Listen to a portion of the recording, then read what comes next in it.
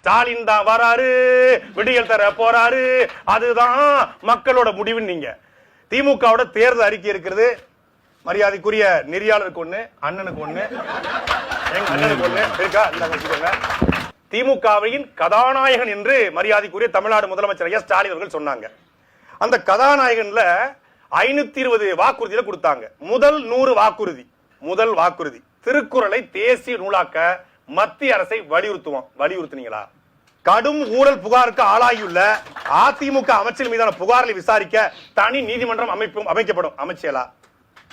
அனைத்து சட்டமன்ற தொகுதியிலும் மக்கள் குறைகளுக்கு முகாம்கள் நடத்துனீங்களா? முதலமைச்சர் நேரடி கட்டுப்பாடு தனித்துறை உருவாக்கப்பட்டு உங்கள் தொகுதியில் ஸ்டாலின் திட்டத்தின் கீழ் பெறப்பட்ட மனுக்களுக்கு 100 நாட்களுக்குள் தீர்வு வழங்கினீங்களா? ஆவின்பால் லிட்டருக்கு 3 ரூபாய் குறைக்கப்படும், குறைச்சியலா? அனைத்து தரப்பு மக்களின் நலத்தில் கருத்தில் கொண்டு பெட்ரோல் டீசல் விலை 5 ரூபாயும் டீசல் 4 ரூபாயும் குறைக்கப்படும், குறைச்சிங்களா? சமையல் எரிவாயு லிட்டருக்கு சிலிண்டருக்கு 100 ரூபாய் மானியமாக வழங்கினீங்களா? தமிழ்நாடு என்ற போக்குவரத்து கழகம் அம்மையார் ஜெயலலிதா இருக்கிற வரைக்கும் இருந்துச்சு. இப்ப உலக வங்கி நிர்பந்தத்துக்கு, ஒன்றிய அரசு நிர்பந்தத்துக்கு நீங்க தமிழ்நாடு தூக்கிட்டீங்க. அதை நான் கேள்வி எழுப்புறேன்.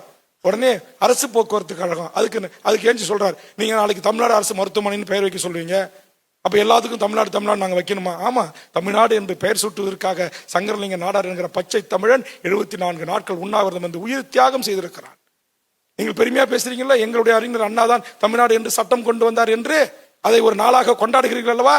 அந்த பச்சை தமிழுடைய பேரும் புகழும் வரலாற்று பக்கங்களில் இருந்து தனதாக்கி கொள்ள ஆசைப்படுகின்றீர்கள் அல்லவா? அப்ப வேல்முருகன் கேட்கிற கேள்விக்கு பதில் சொல்ல கடமைப்பட்டவர் அல்லவா? அதுலயும் பாருங்க கேள்வியை, நான் முக்கியமான தமிழ்நாட்டு குறித்து உரிமை குறித்து கேள்வி எழுப்புனா உடனே துரைமுருகன் விட்டு பதில் சொல்றது, எம்ஆர்கே விட்டு பதில் சொல்றது, பன்னீரான சிவசங்கரன் விட்டு பதில் சொல்றது, இது எந்த மாதிரியான அரசியல்?